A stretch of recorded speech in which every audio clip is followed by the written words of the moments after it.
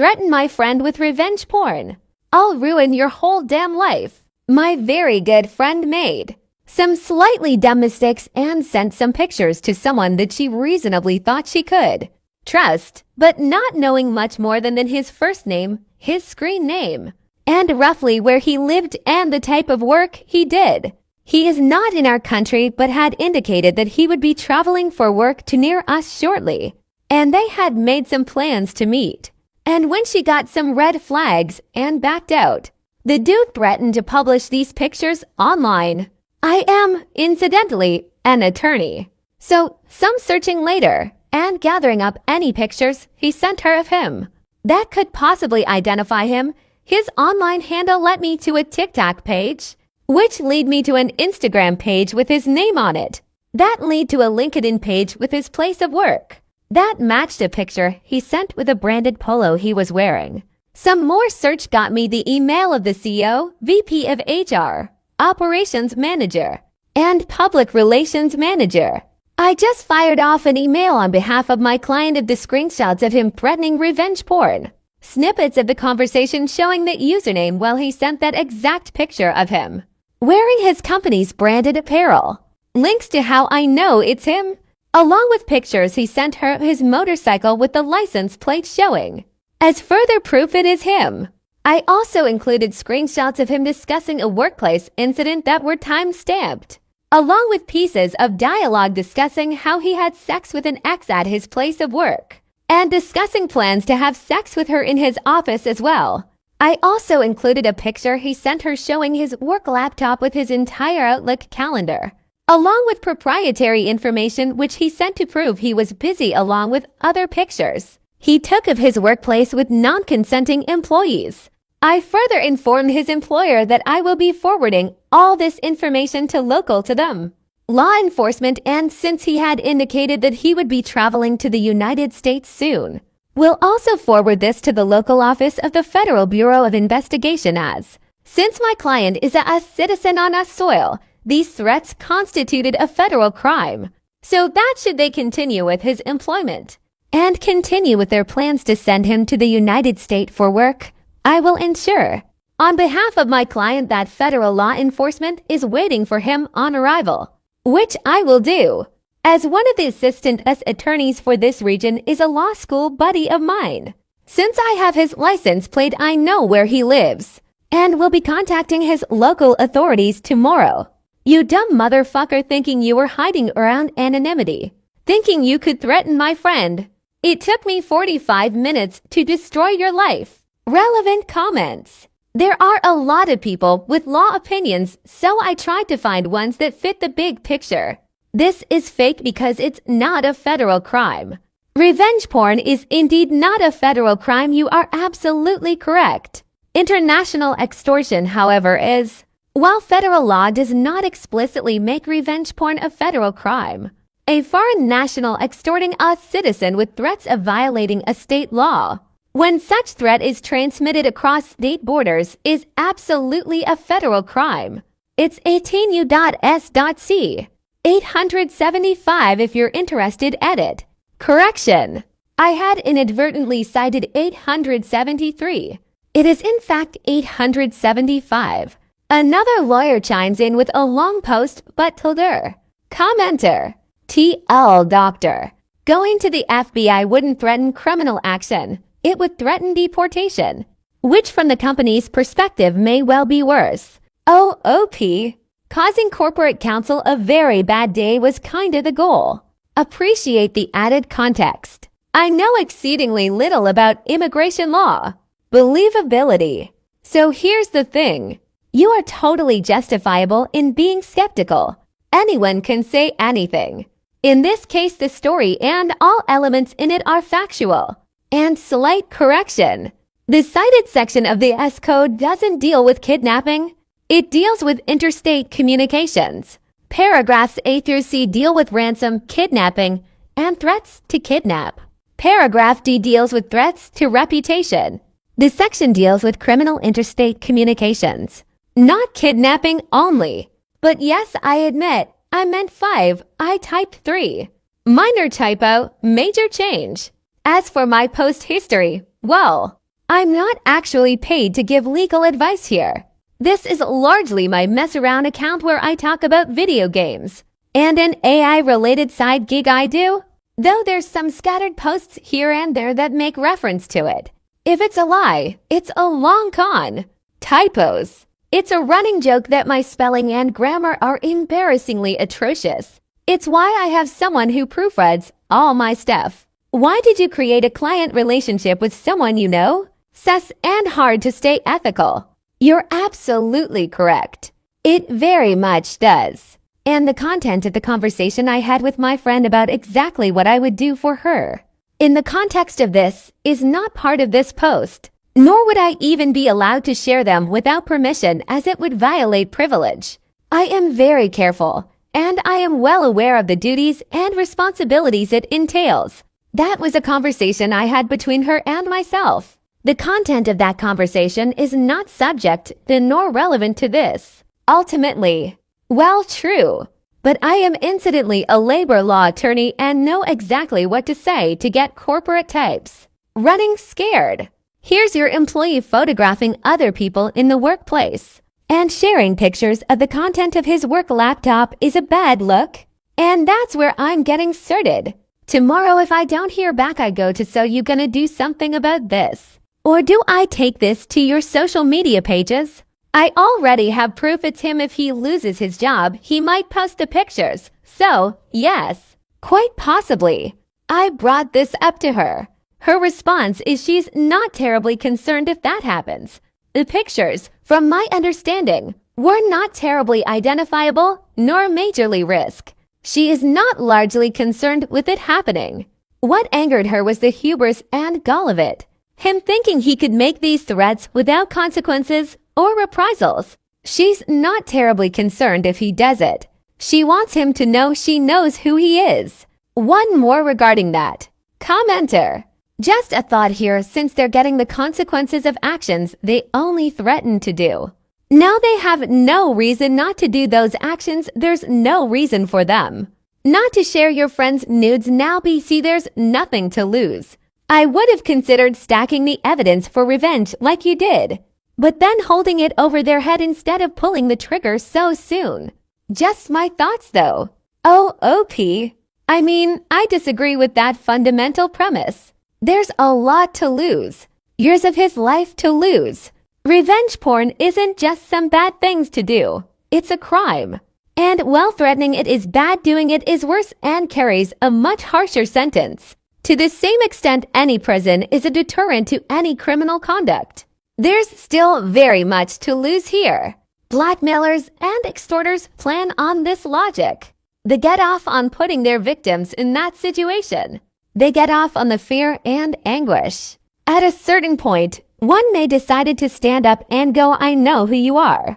I've already hurt you.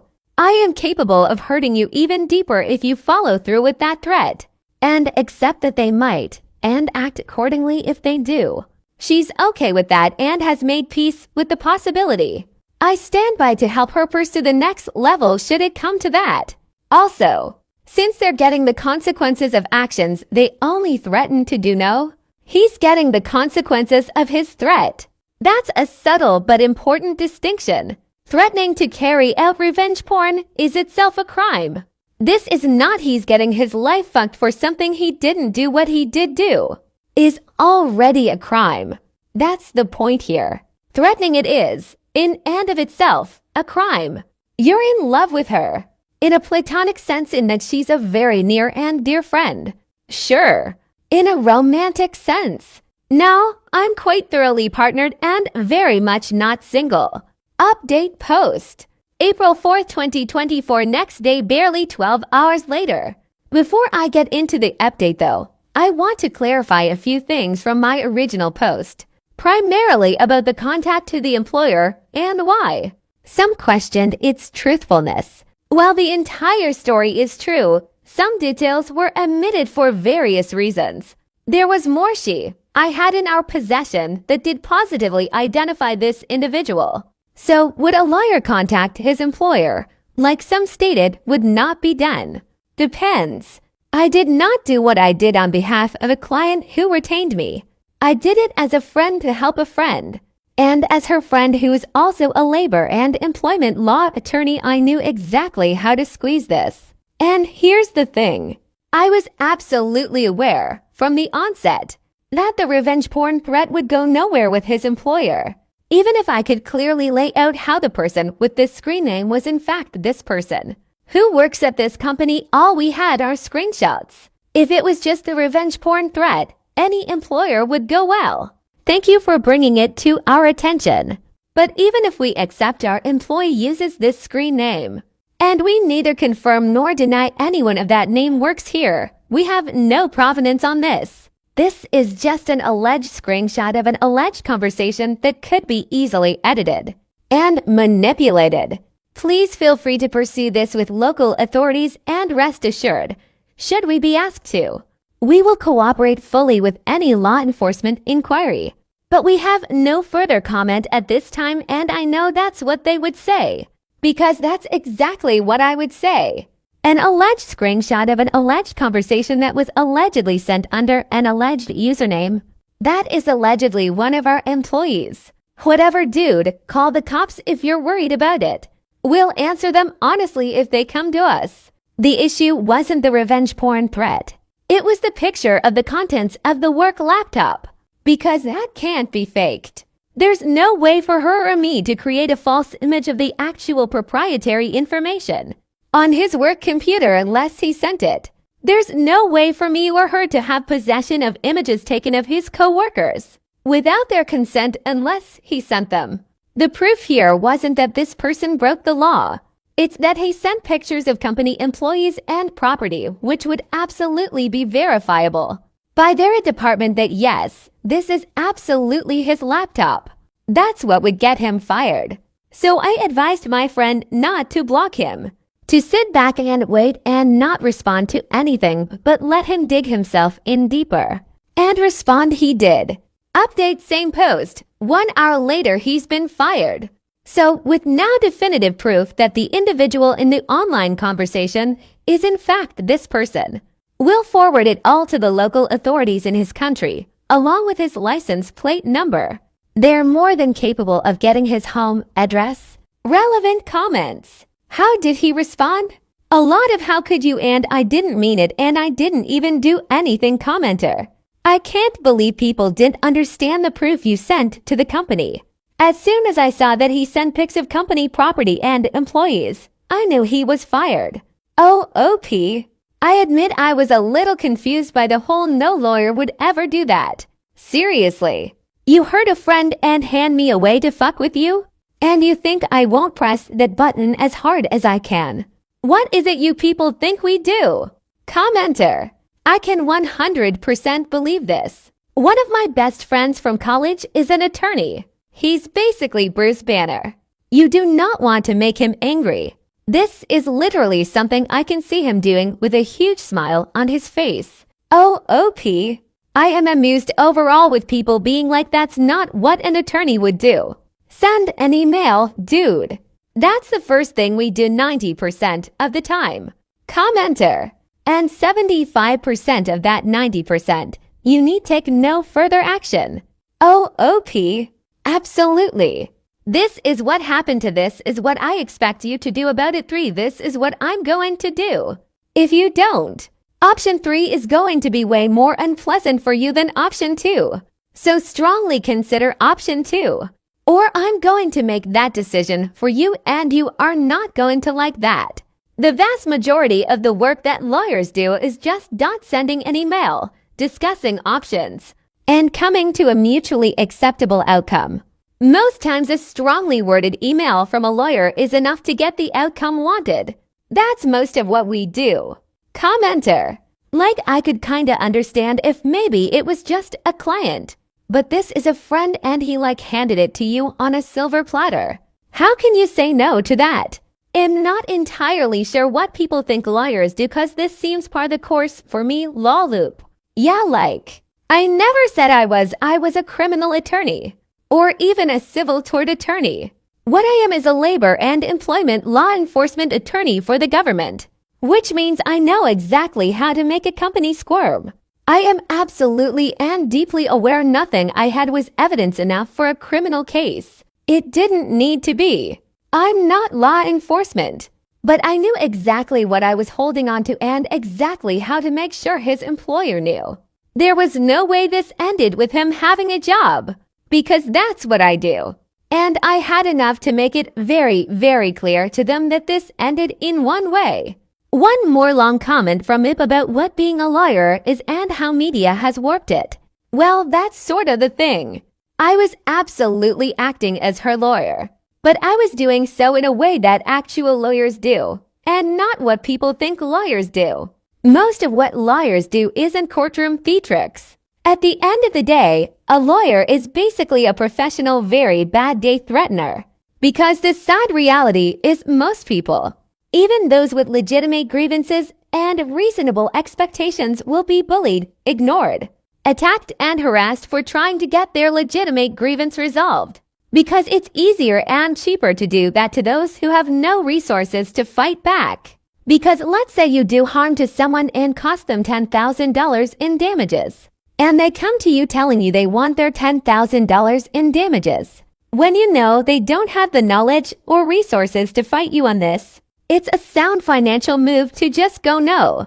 What are you gonna do about it? We're what they do about it. And 90% of what lawyers do is just be the lawyer has entered the chat guy. Because, again, we're really, really good at giving someone a very bad day. In a very okay, I'm going to give you two options. Option 1 is you sit the fuck down, shut the fuck up, listen to what I'm going to tell you. Then do what I tell you to do. What's option 2, you ask? Well, all this. This is me being nice. Option 2 is I start being way less nice. So be a good little boy and do what you're told. Or I go with option 2. And when I'm done with option 2, you're going to think back on this moment and really, really wish you went with option 1. Because I assure you, as much as option 1 is going to hurt, option 2 is going to really, really hurt. Or maybe it won't. Maybe you'll get lucky. Roll those dice if you really want to, but don't say I didn't warn you. Because, as a reminder, I'm being nice right now. This is me nice. You have 5 minutes to pick option 1, or I pick option 2 for you. Tick-tock sort of way. So I was absolutely acting as a lawyer here. I was just doing what most lawyer work actually is. Which is really just explaining here's what you need to do to avoid having a very bad day.